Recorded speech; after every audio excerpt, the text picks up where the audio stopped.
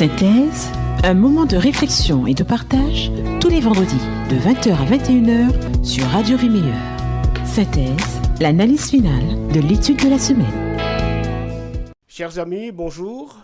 Bonsoir en fonction du fuseau horaire dans lequel vous vous trouvez. Et merci de nous accueillir chez vous sur la 93.3 Radio pour une vie meilleure. Vous êtes dans le cadre de l'émission Synthèse. C'est une émission qui vous apprend toujours des choses formidables sur la parole de Dieu. Alors nous sommes déjà dans la 12e étude d'une série autour de la mission de Dieu liée à la nôtre. Et pour étudier, partager avec vous cette semaine cette étude, nous avons le privilège d'avoir un couple de, de personnes qui apprécient beaucoup la parole de Dieu et qui ont le plaisir de partager avec vous cette étude. Alors, comme nous étudions aujourd'hui Mardoché et Esther, eh bien, Esther, c'est la star, bien celle qu'on va présenter d'abord. Bonjour Francis, c'est toi qui représente Esther aujourd'hui. Bonjour Harry. Et Mardoché, c'est Marcel que vous connaissez bien, et son nom commence par un M aussi, donc voilà. Oui, c'est M-A-R, les 3 premières lettres. Ah oui, en plus, c'est pas banal. Oui. Donc, au cours de cette 12e étude consacrée à l'émission, 3 personnages ont retenu notre attention. Alors, il s'agit d'Esther, la star, je disais. Ensuite, Mardoché, l'oncle prévoyant et vraiment très présent. Et Daniel, dont on ne parle plus, parce que Daniel s'est distingué par sa prise de position, et puis surtout par le fait que Dieu l'a délivré de la fosse au lion. Alors, est-ce que vous pouvez nous dire ce que ces 3 personnes ou personnages ont en commun, et qu'est-ce qui les ont vraiment distingués? Alors, nous pourrions dire que ces 3 personnages se trouvent en exil, pas à la même époque. On n'a pas trop de renseignements concernant Mardoché. Esther, probablement, est née pendant l'exil, puisqu'elle est jeune quand Assuérus va faire le casting pour pouvoir trouver une nouvelle reine. Et Daniel, lui, n'est plus. Parce que Daniel a vécu sous Darius, ainsi que Cyrus, je crois juste la première année de Cyrus. Et du temps d'Assuérus, Daniel n'est plus là. Donc, juif déporté, ou né pendant l'exil, la confiance en Dieu, certainement. Francis a certainement d'autres éléments à donner, mais moi, voilà un petit peu ce que j'ai retenu. Juif déporté ou né sur place, confiance en Dieu, prière. On trouve aussi la notion de prière, de jeûne. Oui, tout à fait. Je veux juste ajouter effectivement qu'ils sont premièrement juifs. Et ils ont été effectivement aussi déportés, des captifs déportés. Mais Daniel est arrivé très jeune en fait à la cour de Babylone. Il a été choisi parmi tant d'autres. C'est un jeune homme rempli de l'Esprit de Dieu, sage et intelligent, beau de visage, et la Bible précise. Et il avait une conduite irréprochable. Esther, jeune captive, emmenée aussi avec son oncle à Jérusalem, dans la capitale de Suse. Elle a été élevée par Mardoché, orpheline de père et de mère. Donc, la Bible précise aussi qu'elle était une belle de taille et belle de figure. Donc, moi, j'aime bien ces précisions-là. Daniel, beau. Voilà, beau. Et Esther, Hadassah, qui arrive aussi à la cour de la Cyrus, et qui est une jeune femme de belle taille. Et voilà. Donc, ce sont des Juifs, voilà. Ouais. Et qui aussi sont là pour une mission. Ouais. Moi, ce qui a retenu mon attention, c'est la détermination de ces personnages. Ce sont 3 personnes véritablement déterminées, malgré leur arrière-plan qui, théoriquement, ne leur aurait pas facilité les choses. Parce que lorsqu'on, comme Esther, plus papa, plus maman, juste un tonton, bon, c'est sûr que on ne part pas avec les meilleurs avantages. Et lorsqu'on est exilé, encore moins. Ça n'a pas empêché que Dieu se soit servi de ces 3 personnages et qu'on en parle aujourd'hui parce qu'ils ont fait quelque chose d'extraordinaire en termes d'exemple que nous pouvons suivre aujourd'hui. Oui, il faudrait voir quelles sont les limites, mais Voilà. Qu'est-ce que l'on peut suivre comme exemple dans Mais oui. ce que ces personnages nous proposent? Oui, tu disais tout à l'heure, oui, j'avais noté dans Daniel 1, verset 8 et dans Esther 3, verset 4, la notion de résolution. Ouais. Daniel Donc, va- déterminé. Voilà, tout à fait. Et je voulais juste ajouter, hein, Daniel, en arrivant, avec ses 3 compagnons, bien sûr, ils vont faire tout de suite la différence. D'accord? Ils vont se faire distinguer, être Voilà. distingués. Au départ, en arrivant, ils vont se distinguer des autres. Parce qu'en fait, ils ont reçu une éducation de famille, je dirais, noble. Et on sent que ces jeunes-là, je parle de Daniel, bien sûr, parmi les 3, ce jeune-là avait déjà en lui un esprit, je dirais, qui leur conduit, un esprit divin. Voilà, qui va l'aider, bien sûr, dans sa mission. D'accord. Voilà. Alors, l'autre question que je voudrais soumettre à votre réflexion, c'est de permettre, pour permettre à nos auditeurs, à nos auditrices de comprendre quelque chose qui nous préoccupe encore aujourd'hui. À l'époque d'Esther et de Mardochée, est-ce que vous pourriez nous dire d'où venait véritablement cette haine envers le peuple juif? Et ensuite, une question en pratique aussi, est-ce toujours convenable et prudent de cacher ses origines? Alors, en ce qui concerne la haine, bon, c'est une haine qui est, qu'est-ce qu'on pourrait dire, centenaire. Ça datait quand même, Plus que peut-être même centenaire. millénaire. Puisque c'est un peuple qui était puissant. Dès qu'on entendait parler du peuple d'Israël, on tremblait. Et on cherchait par tous les moyens d'éradiquer ce peuple de la surface de la terre. Et donc, et Haman, le fait qu'il ait tout fomenté, c'est pas là par hasard. J'aurai l'occasion d'en dire un petit peu plus tout à l'heure, mais Haman l'Agagite, sa provenance dit déjà quelque chose. Donc c'est un peuple qu'il fallait absolument éradiquer. Et donc arriver sur place quand tu es en exil, cela veut dire que ton Dieu est plus faible que le Dieu du pays vainqueur. Donc c'est l'occasion de te marcher dessus. Puisque apparemment tu es en état de faiblesse. Alors, je vais ajouter, et c'est vrai que ce peuple-là a été un peuple en grande partie toujours détesté, et entre guillemets peut-être jusqu'à maintenant, pour certaines nations.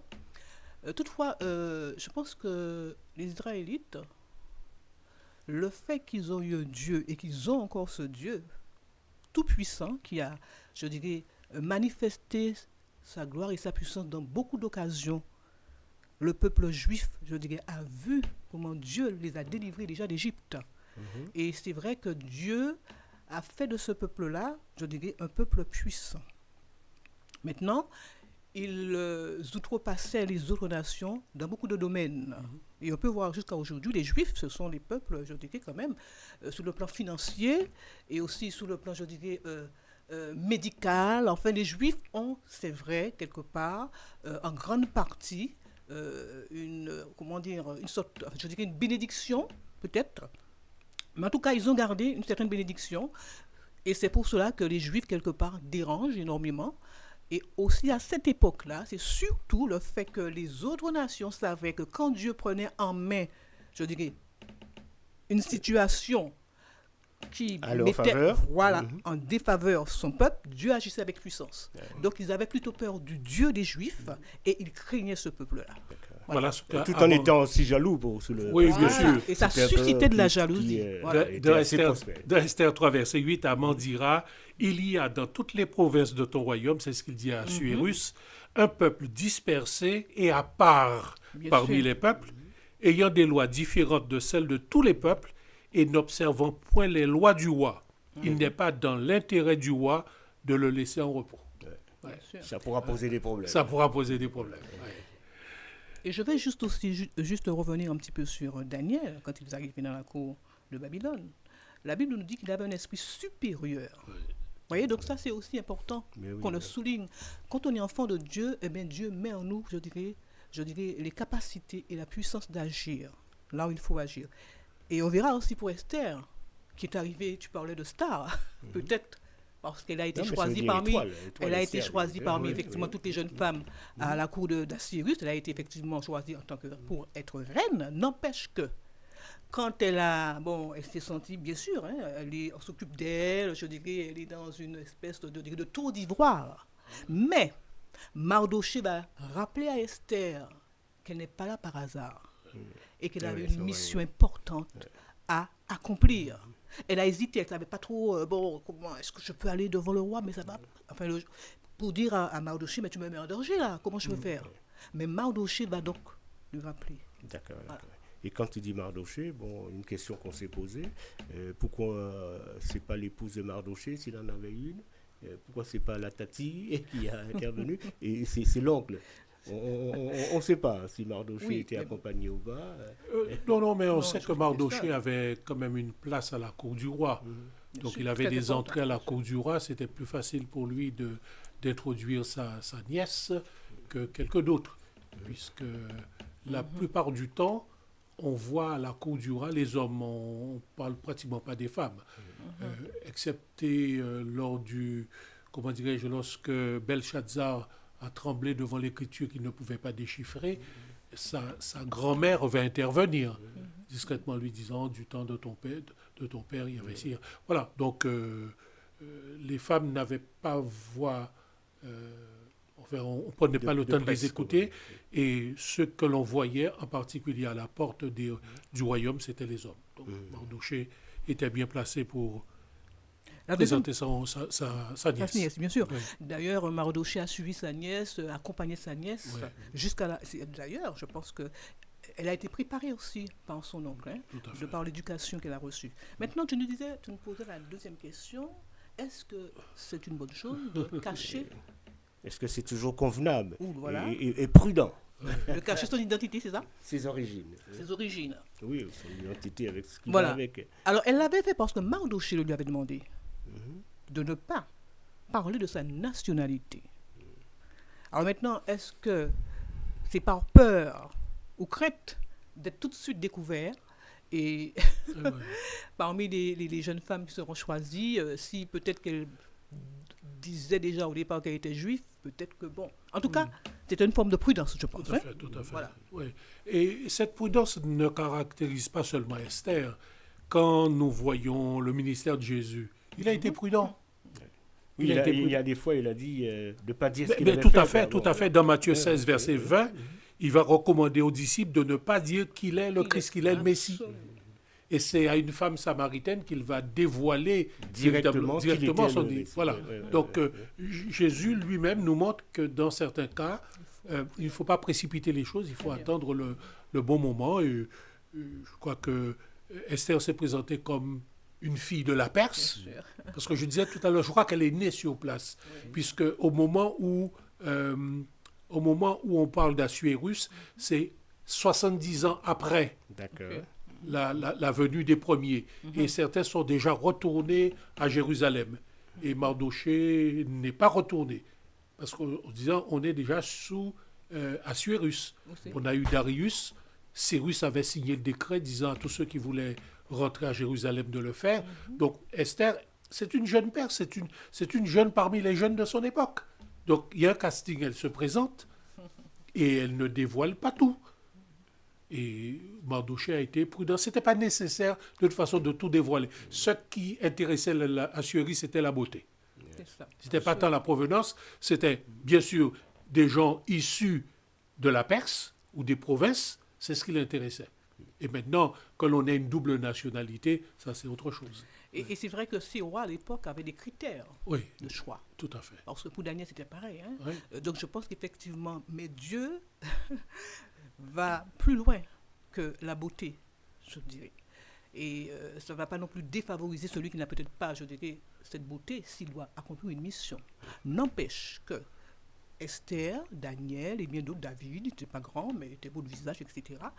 Ça montre aussi que Dieu, franchement, j'aime à le dire, aime ce qui est beau, aime, je dis, il a du goût, voilà, c'est quelqu'un d'élégant, voilà, donc ça, il a de la classe. Il a de la classe, voilà. Donc, voilà. Alors, je vais ajouter aussi que Mardochée, la personnalité de Mardochée aussi m'interpelle. C'est un homme de Dieu. Il était le favori du roi. C'est-à-dire que là où sont les enfants de Dieu, si Dieu permet qu'il soit, je ne sais pas, soit à la cour du roi, soit à l'Élysée, soit je ne sais où, si un enfant de Dieu à proximité, voilà, des hommes, je dis, d'influence, si Dieu permet cela, c'est pour une mission. Il faut que la personne, je dirais, qui a peut-être ce privilège d'être là où Dieu en soit consciente. En soit conscient. Et Mardochée, donc, était le favori du roi, ou le bras droit du roi, comme vous voulez. Donc, il avait plein pouvoir. Une personne de confiance. Quelqu'un de confiance. Par contre, il y a quelqu'un que ça dérangeait. Aman. Aman, pourquoi? Et justement, c'est la question qu'on pose. Quelles sont les véritables raisons de ce conflit entre Mardochée et Aman? C'est tout simplement parce qu'ils ne font pas partie du même peuple au départ, ou ils n'ont pas la même vision du monde, ou alors, il y en a un qui veut le pouvoir et peut-être pas l'autre. Il voulait toute la place. C'est ça, il ne voulait pas partager.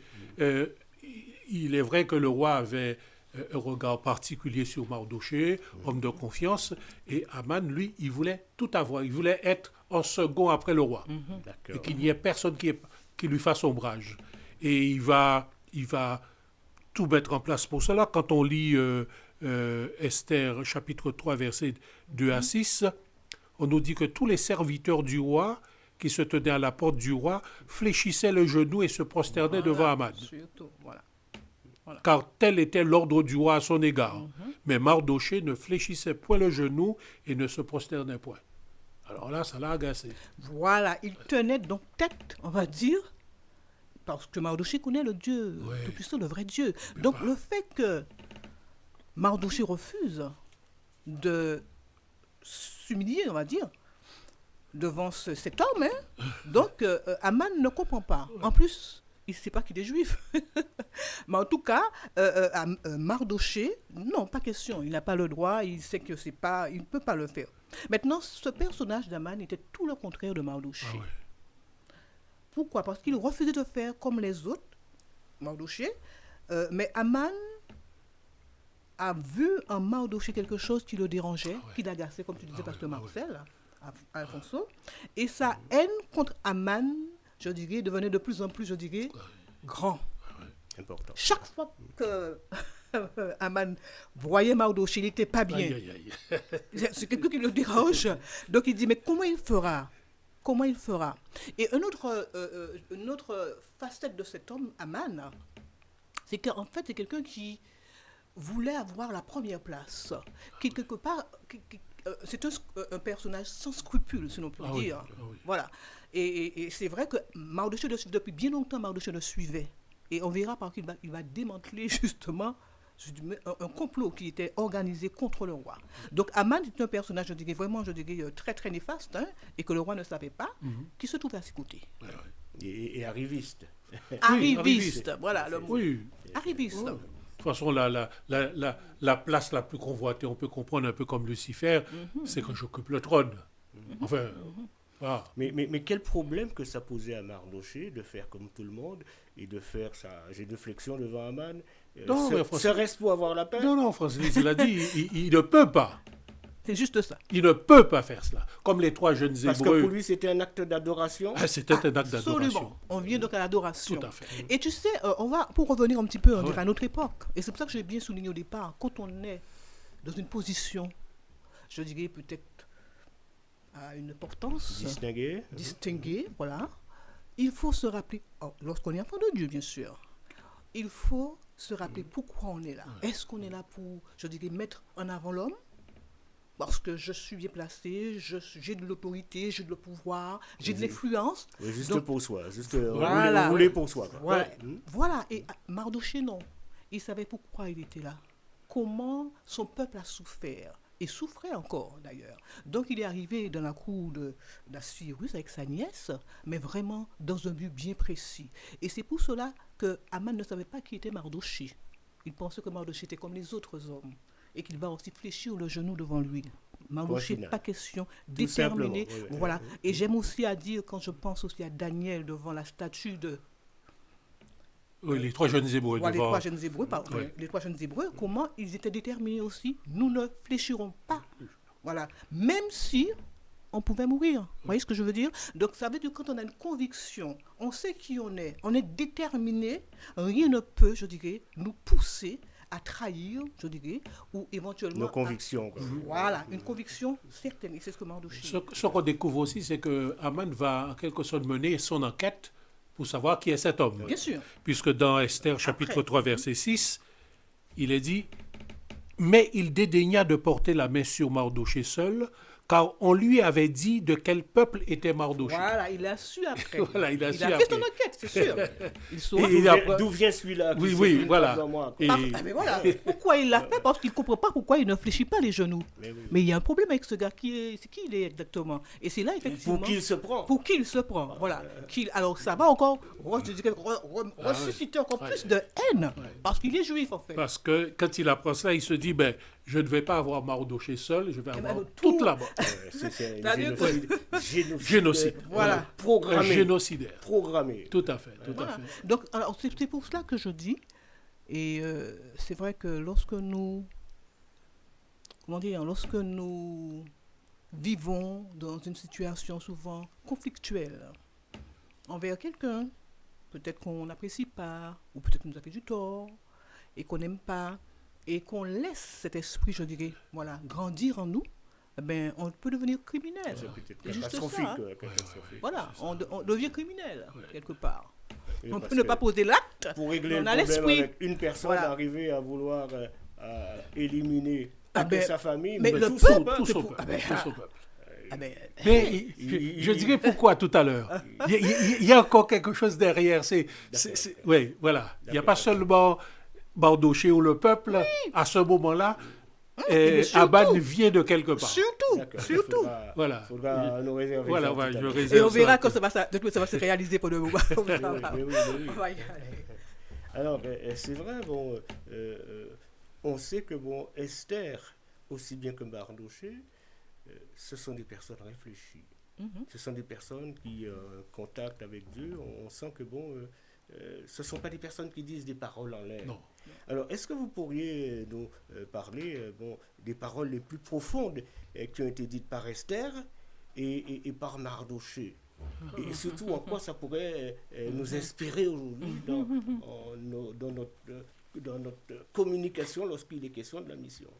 Alors, ben, je vais être le porte-parole de Mardochée. Et moi, le porte-parole d'Esther. Vas-y. Tout à fait, merci Cosline. Dans Esther 4, versets 13 et 14, Alors, il est Esther dit, 4, hein, oui, d'accord. 13 et 14, pour que nos... Je l'avais noté. Oui. Mardochée fit répondre à Esther. Ne t'imagine pas que tu échapperas seul d'entre tous les Juifs parce que tu es dans la maison du roi. Car si tu te tais maintenant, le secours et la délivrance surgiront d'autre part pour les Juifs. Et toi et la maison de ton père, vous périrez. Et qui sait, là ça c'est le clou, et qui sait si ce n'est pas pour un temps comme celui-ci que tu es parvenu à la royauté. Ouais. Alors, Mardochée est un prophète ou c'est un théologien? C'est quoi exactement? Non, quand un homme est conduit par Dieu, Dieu peut l'inspirer au moment où il faut, lui inspirer les paroles qu'il faut, les bonnes paroles, tout à fait. Justes paroles. Et il dit bien à sa nièce, le salut, il sait que Dieu peut sauver. Absolument. Donc si Dieu ne Faites sauve pas par confiance. toi, Quelqu'un d'autre. quelqu'un d'autre. prendra Oui, ta ça fait place. penser à si vous ne parlez pas, les pierres vont crier. Ah ben c'est ça. voilà. Mais il y aura une solution. Il y aura une une solution. solution, tout Ouais, à fait. il y aura une solution. Alors, avant de répondre à ce que dira Esther, je voudrais déjà revenir au chapitre 4, verset 11, qui dit tous les serviteurs du roi et le peuple des provinces du roi savent qu'il existe. Alors, Esther qui dit à cela, hein, qui répond à cela au début. Oui, Donc, il y a une loi. voilà. Tous les serviteurs du roi et le peuple des provinces du roi savent qu'il existe une loi portant peine de mort contre quiconque, homme ou femme, entre chez le roi dans la cour intérieure sans avoir été appelé. Celui-là seul a la vie sauve, à qui le roi tend le sceptre d'or. Donc voilà la réponse qu'avait fait Esther à Mardochée. Alors Mardochée donc, va faire la réplique dont le pasteur Marcel Alfonso vient de faire. Et donc après, elle se dit, mais finalement, mais il a raison, mon oncle. Mais qu'est-ce que je fais là? Pourquoi je suis là en fait? Et là, donc elle va répondre au verset 16. 16. Va, rassemble tous les Juifs qui se trouvent à Suse, et je les pour moi sans manger ni boire pendant 3 jours. Ni la nuit, ni le jour. Moi aussi je jeûnerai, de même avec mes servantes. Puis, j'entrerai chez le roi, malgré la loi. Et si je dois périr, je périrai. J'aime beaucoup Aïe, aïe, aïe, ça, cette réponse d'Esther. Là, on aurait dit qu'elle est saisie tout de suite par l'Esprit de Dieu. Ouais. Et qu'elle réalise pourquoi elle est dans la cour du roi. Donc elle a une mission à accomplir. Elle, Oui, mais bien oui, sûr, elle a une mission oui. à accomplir. Et surtout, ce que j'aime, si je dois périr, je périrai. Donc, C'est pas- même pas peur de la mort. Ah, mais Non, voilà, non, non. même pas peur. L'important, c'est d'accomplir la mission. C'est d'accord. Absolument. Et sauver son peuple. Son peuple. Voilà. Et pas qu'elle. Ce que j'apprécie, c'est cette influence que cette jeune femme va avoir sur son entourage, ses servantes. Il y avait un eunuque qui était là pour veiller Oui, sur sur elle, elle, voilà. attaque. Attaque, voilà, qui Elle est attaque. bienveillante vis-à-vis de toutes ces personnes. En les invitant, elle invite ses servantes à aussi jeûner, Participer à son jeûne. participer à son Le jeûne. jeûne d'Esther. Ah ouais. Alors, sans te couper, Pasteur Marc Oui. Alfonso, mais comment dire, mais c'était quand même, je dirais, un poids lourd pour Esther. Ouais. Vous imaginez ça? Que Mardoché lui dit, attends, oui, mais attends, si tu ne... Vous voyez, donc, c'était quand même, je dirais, une, comment dirais-je, Interpellation. une mais oui. surtout une responsabilité Oui, importante. tout à fait. Tu mets ta vie en danger, mais tu dois faire quelque Faire ta chose. part, Voilà, faire ta part. parce que tu es placé, tu es la personne bon la endroit, mieux placée c'est ça. pour sauver Au le bon moment. peuple. Ouais, Voilà. bon C'est moment. toi tu n'es pas placé là pour devenir pour être justement la star, comme tu disais au départ, jolie, belle de taille. Non, il n'y a pas que ça. La véritable mission, c'est que tu dois sauver. Sauver. Ah, sauver. Sauver. Sauver ton peuple et toi-même. Et toi-même. en conséquence. Sauver. La mission du Voyez-vous? salut. Et donc, en plus, elle dit, ce que j'aime aussi, qu'en fait, elle prend pas la responsabilité seule. Vous devriez aussi contribuer.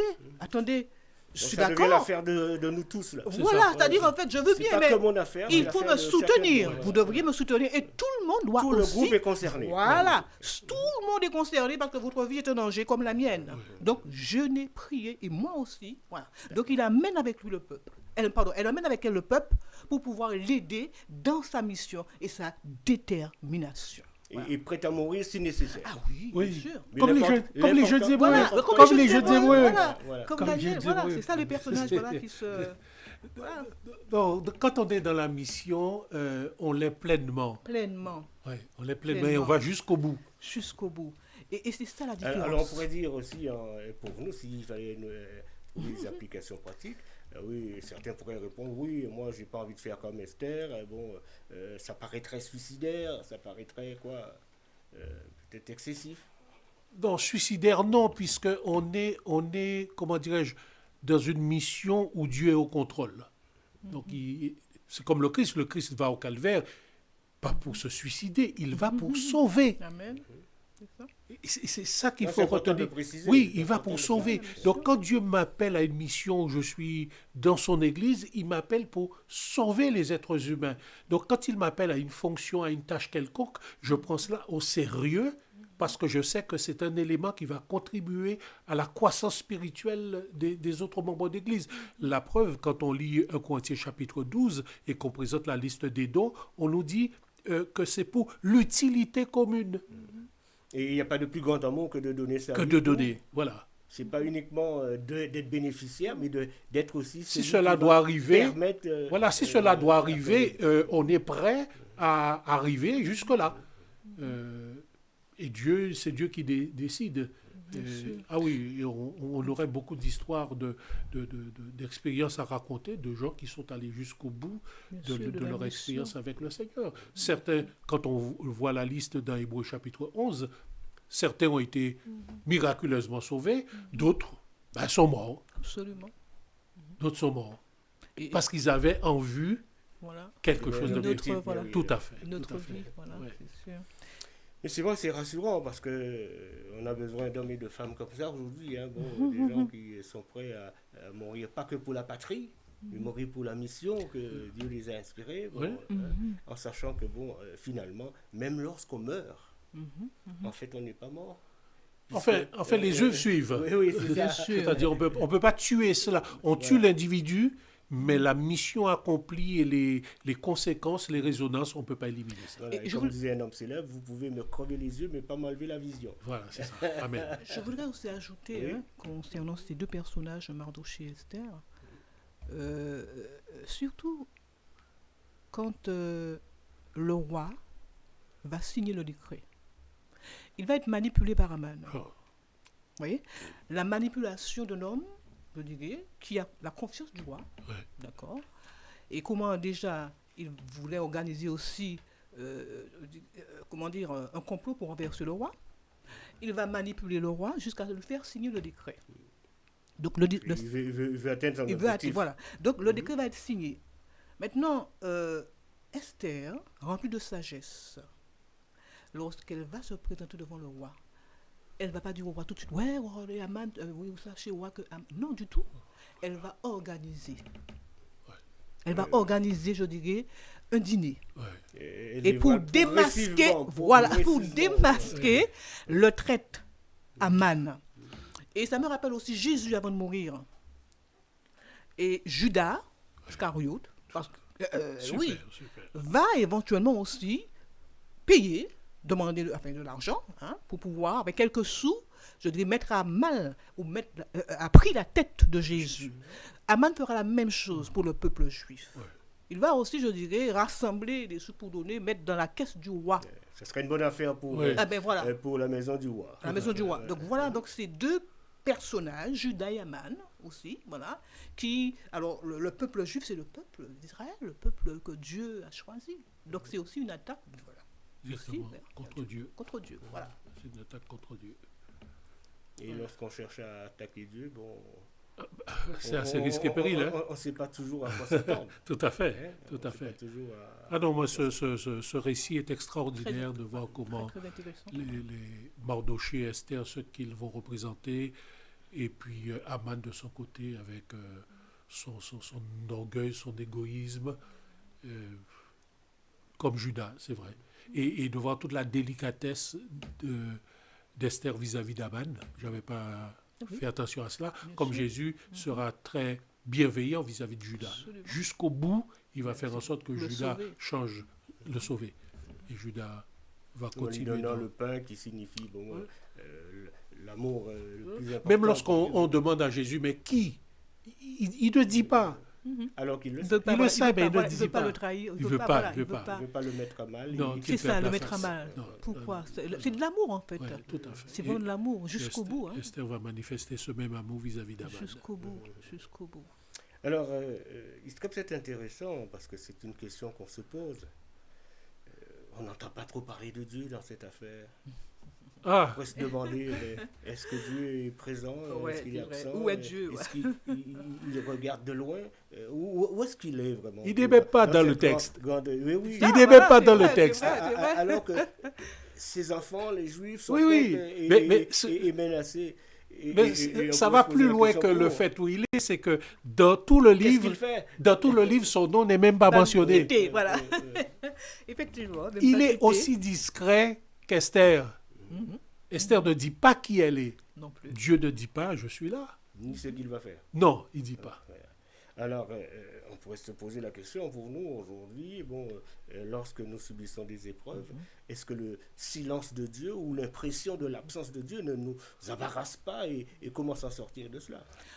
Mais en tout cas, on voit les personnes qui sont à l'œuvre. Dieu n'y est pas directement, mais on voit Mardochée. On entend son discours. On a Esther. J'apprécie beaucoup Attaque. Attaque qui fait la navette. L'homme de, Aïe, aïe, aïe. l'homme de la Il fait situation. la liaison, voilà. il fait la liaison. Voilà. qui Parce qu'il suit. aurait pu aller trouver le roi, lui dire des tas de Voilà, choses. non. Mais il a un respect vis-à-vis d'Esther. D'Esther. Esther lui dit, va trouver mon oncle. Ensuite, il ramène. Moi, je trouve ça extraordinaire. Il exécute quand on lui dit, des alors formes qu'il connaît beaucoup de hiérarchiques. choses. Et oui, Il exécute quand on lui dit, mais il va quand on pas, lui dit, va tout à pas, fait. pas. Quand on lui dit fait, il fait. Sinon, il n'intervient pas. Il reste à sa place. Pour revenir à, je dirais, dans l'authenticité de notre époque, tu disais effectivement où est Dieu. Une question qu'on se pose. Lorsque beaucoup de gens nous se posent. vivons des situations difficiles, Eh hein, oui. des épreuves vraiment, je dirais, voilà.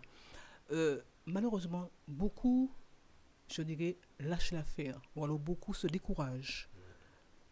Beaucoup s'éloignent. Malheureusement, parce qu'on a l'impression qu'il n'est pas là. On a l'impression justement qu'il nous a laissé tomber. Il nous a lâchés. Il nous a lâchés, voilà. Donc, ce n'est pas simple, c'est vrai. Mais Dieu reste Dieu, en fait. Dieu n'est pas un homme. Dieu sait, Dieu voit, Dieu connaît. Mais nous, humains, nous voulons que ça soit palpable. Nous voulons vraiment qu'il y ait quelque chose de concret, entendre, ou une réponse à visualiser la chose. Et ça me laisse à penser que, en ces temps difficiles, justement, que nous vivons, et regardez bien, Esther, Mardoché sont dans une position très élevée. Au lieu, je dirais, de profiter de cela pour leur propre gloire, pour leur propre personne, leur satisfaction personnelle, cette mission qu'ils ont eue, ils iront jusqu'au bout. Parce qu'ils savent que ce qui se passe dans la cour du roi, alors je vais prendre l'exemple d'Esther, toute cette, je dirais, richesse autour d'elle, toutes ces servantes autour d'elle, tout ce qu'elle vit, je dirais, ce n'est rien comparativement à ce que Dieu, lui, a préparé pour nous. Et donc, lorsque vous avez un homme riche, dans une position, je dirais, bien élevée, je veux dire, pardon, je pense que si Dieu permet, certaines fois, parce qu'on dit oui, mais Dieu ne bénit pas, il n'y a pas tellement d'hommes riches, les chrétiens, il n'y a pas des gens plus ou moins pauvres, etc. Non, il y a aussi des chrétiens qui sont très bien placés, qui ont de la richesse, qui ont des positions aussi bien élevées, et qui sont fidèles à Dieu, qui restent aussi fidèles à Dieu. Malheureusement, il y a aussi le contraire. Plus que, je dirais, ça monte en finance, eh bien, malheureusement, plus que ça descend aussi spirituellement. Donc moi, ce que je veux dire, en tout cas, c'est que là où Dieu me place, là où Dieu doit me placer, ben, je veux lui rester fidèle. Malgré tout. Ah oui. Comme Esther, comme Mardoché, quitte à perdre ma vie. Peut-on me dire, ouais, c'est facile de dire comme ça, mais il faut y penser déjà maintenant. C'est juste ça, parce que ça va très vite aujourd'hui. Tout à fait. Non, ces exemples sont véritablement extraordinaires. Dieu place toujours quelqu'un, même celui qui est en difficulté, Dieu place quelqu'un sur son chemin à un moment donné. On n'a pas l'impression que c'est Dieu. Mais ça peut être un médecin, ça peut être une assistante sociale, ça peut être un frère ou une sœur de l'église, quelqu'un qui à un moment donné va nous tendre la main. Et à nous de saisir cette main qui nous est tendue. Puisque quelquefois on veut, et Francis le disait un petit peu en filigrane, on veut de miracles, quelque chose de surnaturel. D'impressionnant, quoi. D'impressionnant. Non, Dieu peut, à travers de petites choses, de petites mains, me faire un clin d'œil et à ce moment-là, me sortir d'affaires où j'apprends à lui faire confiance.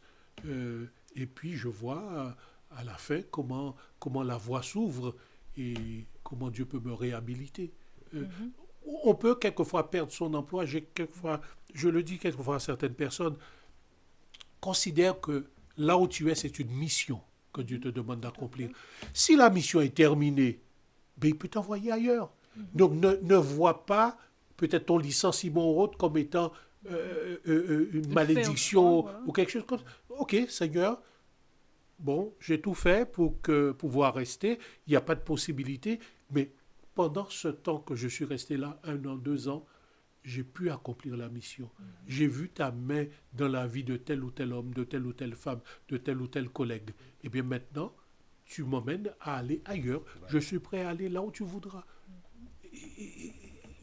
C'est une autre vision des choses. Oui, mais en tout cas, c'est ce que nous montre Esther. Si je dois périr, si je dois disparaître, je vais disparaître. Donc si je dois perdre quelque chose, je suis prêt à perdre, mais je sais que Dieu est en mesure d'ouvrir une porte que personne ne pourra fermer, parce que je suis en mission. Je suis en mission. Il faut toujours garder cela. Je suis en mission, je suis dans une entreprise en mission, je suis dans une administration en mission, je suis pasteur, dans ma famille. Je suis en mission partout où je suis. Absolument. Donc, que je puisse... Et ça doit faire toute la différence dans la vie. Ça fait toute la différence. Donc, je suis un mécanicien missionnaire, je suis un médecin missionnaire, je suis je sais pas, un agriculteur missionnaire. Voilà, je suis dans la mission. Et je voulais juste ajouter aussi que pour bien sûr mener à bien cette mission, Et quand on disait effectivement où est Dieu, je crois que la notion de foi est très très importante dans ces temps que nous vivons aujourd'hui. Et c'est vrai que si Mardochée n'avait pas cru à cette délivrance et qu'il a insisté pour que sa nièce puisse comprendre aussi pourquoi elle est là, Oui. et quel est le but véritablement de sa mission. Donc elle s'est ressaisie et elle l'a dit. Et c'est vraiment une notion de courage, c'est vrai, mais aussi de foi. Mhm. J'y vais, quel que soit, je dirais, les résultats, l'issue, j'y vais. Et c'est vrai que lorsque nous vivons des situations difficiles, on se perd un petit peu. Et je me rappelle un peu Irma, quand j'étais à Saint-Martin, lorsque ce vent puissant est arrivé sur l'île. Et que, comme par hasard, dans la résidence où j'étais, une résidence très neuve, je veux dire, hein, c'est exactement l'appartement où je vivais qui a été fracassé, vraiment. Pas balayé, parce que fracassé par cet ouragan. Parce qu'en fait, là où j'étais, mon appartement était positionné, je voulais dans une espèce de couloir. Et j'étais face un petit peu. Et là, ma voisine, je dirais de l'autre côté, des appartements jumelés, elle était partie. D'accord. Donc ça veut dire en fait, quand je me suis trouvée dans ce vent-là, au milieu de ce vent puissant, mes amis, je vous dis, je n'avais jamais vu que ça de ma vie. Et quand je me suis dit, Seigneur, quand j'ai senti que commence à descendre là, je suis partie dans la chambre, non pas dans la chambre, dans les WC. Je suis arrivée dans les WC, mais je me suis cloîtrée, fermée, une puissance, jusqu'à ce que mon toit est parti aussi dans les WC. Et là, j'ai commencé à prier, Seigneur, ah non, je ne suis pas venue mourir vers Saint-Martin. Non, Seigneur, sauve-moi. Et j'ai commencé à m'agiter. Et je vous assure que cette voix-là, dans l'oreille m'a dit, arrête de t'agiter, je suis là.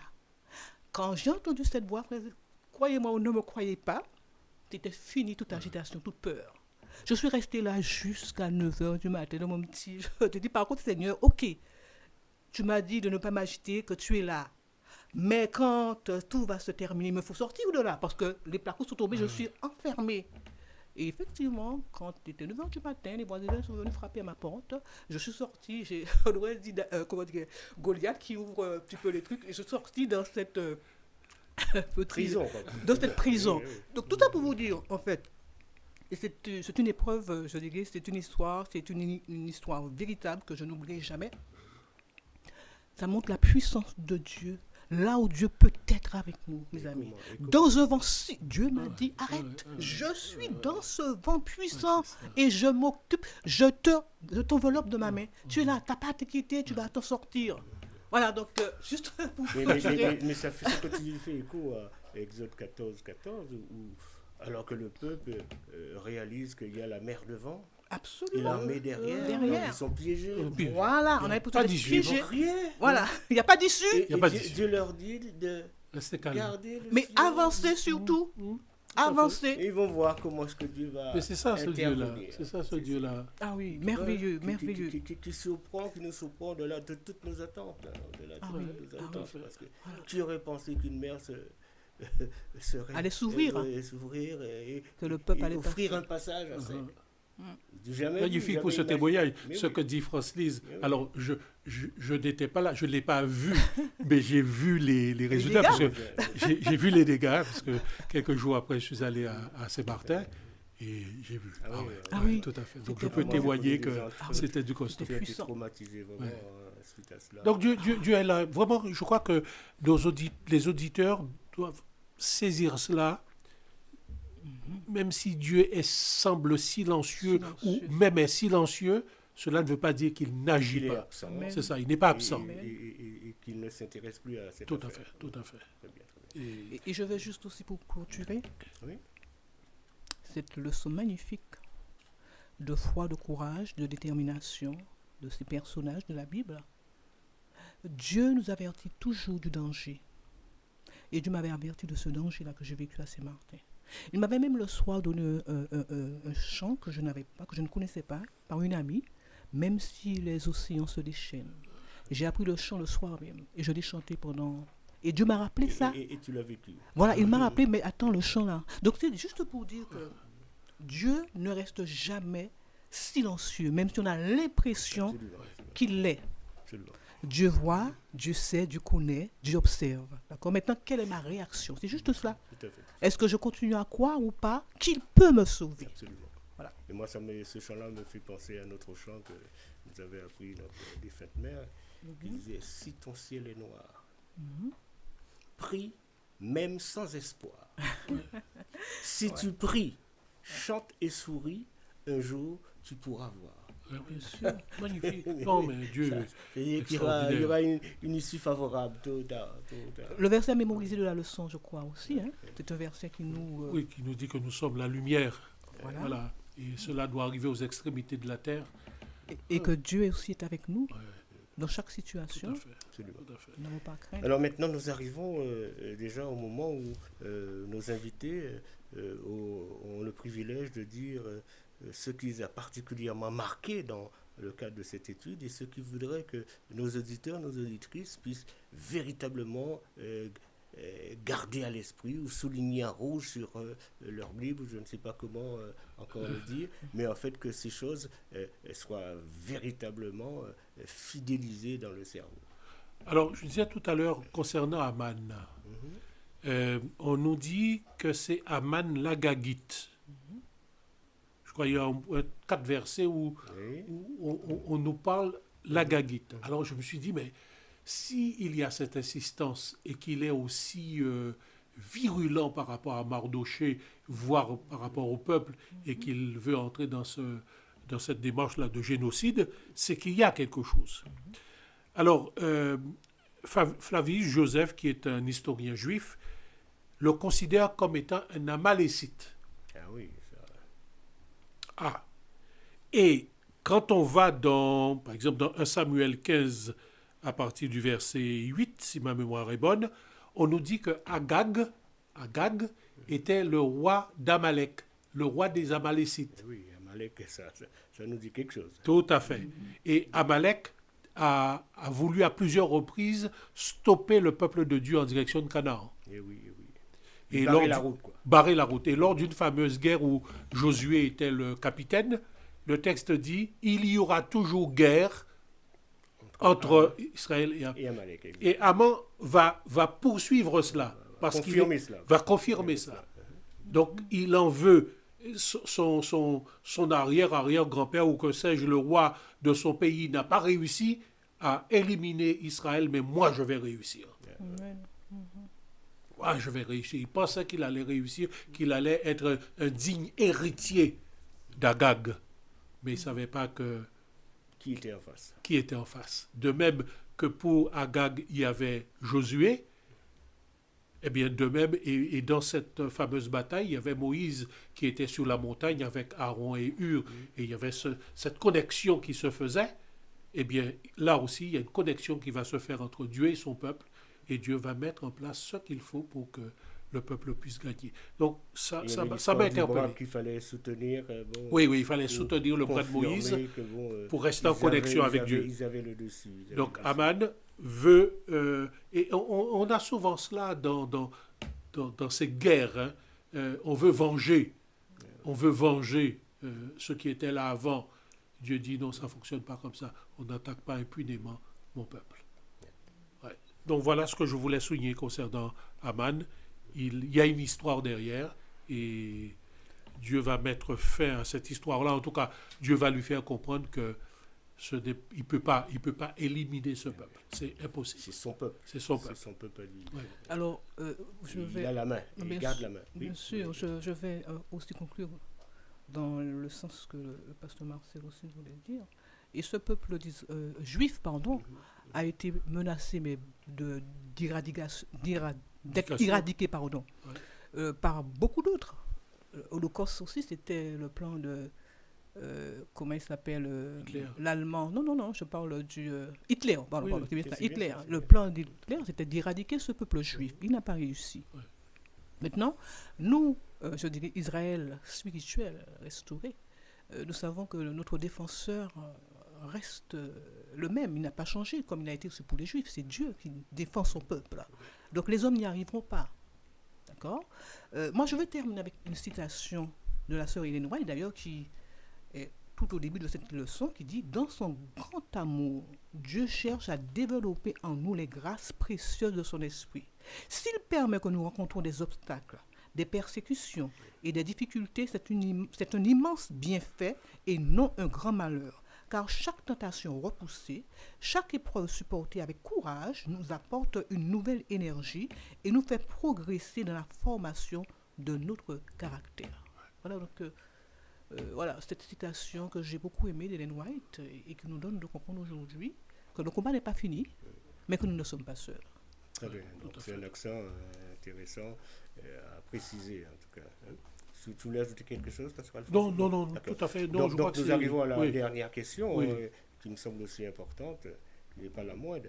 Est-ce que vous pouvez nous dire, vous, nos invités du jour, dans le cadre de l'émission Synthèse, nous parlons de l'histoire d'Esther et de Mardochée, pourquoi est-ce que Dieu a protégé Daniel dans la fosse au lion? Il aurait pu le protéger avant, mais il a attendu qu'il soit dans la fosse au lion pour le protéger. Alors, quelqu'un se pose la question, on peut se poser aussi cette même question, est-ce que c'est la vie de prière de Daniel qui a fait la différence? Et certains même, pour faire rigoler un peu, disent que lorsqu'on a jeté Daniel dans la fosse aux lions, Dieu a permis que les lions deviennent des végétariens. Oui. Ils n'ont pas eu faim, ils n'ont pas eu... Tiens, c'était pas bon. Ils auraient préféré de l'herbe, comme par hasard, comme s'ils étaient dans ce le jour-là. monsieur. Rappelons-nous une chose, et le maître mot français l'a répété à plusieurs reprises, c'est la mission. Oui. Dieu permet au peuple de se retrouver en terre étrangère en exil parce que la mission n'avait pas été accomplie dans les temps favorables. Donc Dieu l'emmène en exil, mais la mission est toujours de mise. Elle n'est pas terminée. N'est pas terminée. Donc Daniel, ni annulée. Et Daniel va être un vecteur pour que Nebuchadnezzar rencontre Dieu, parce que Nebuchadnezzar va être transformé. Plus tard, il se retrouve avec Darius. Dieu veut la même chose, que Darius sache qui il est. Donc il y a l'épreuve. Qui est-ce qu'on va adorer? Darius ou Dieu? Lui, il dit, moi j'adore Dieu. On sait que les lois des Mèdes et des Perses étaient irrévocables. Donc on va manipuler Darius pour qu'il puisse prononcer un décret disant pendant 30 jours, on ne doit prier que lui ou que les dieux perses. Et Daniel va... Sinon, on subira la peine de mort. Voilà, et Daniel va se mettre debout, en tout cas se met à genoux comme d'habitude 3 fois par jour. Darius est frappé par ce piège qu'on lui a tendu. Il ne s'attendait pas à cela. Et lorsque Daniel sortira de cette fosse, voilà ce que Darius dira.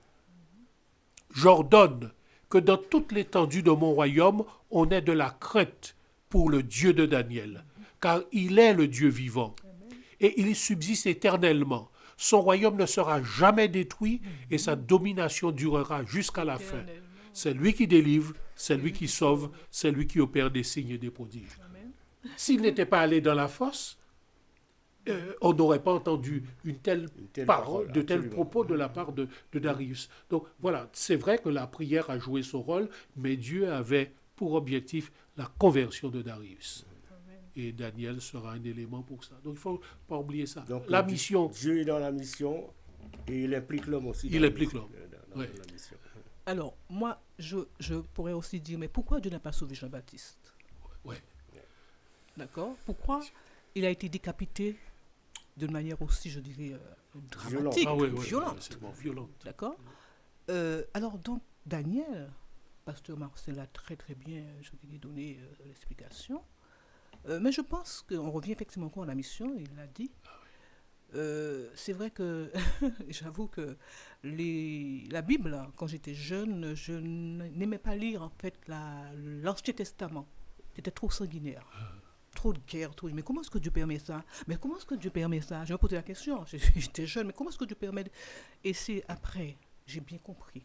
Bien sûr, quand on prend de l'âge, on mûrit, et puis l'Esprit de Dieu. Voilà, donc j'ai bien compris jusqu'où Dieu voulait aller. Ce n'est pas Dieu, le sanguinaire, je veux dire. Mais enfin, beaucoup d'histoires dramatiques se sont passées. Et continuent encore aujourd'hui. Alors moi, ce que je peux dire, c'est que Daniel, c'était vraiment un homme de Dieu. Daniel était apprécié, respecté dans la cour du roi de Babylone.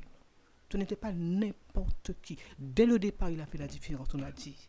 Et jusqu'au bout, il a été un homme intègre, comme Job d'ailleurs.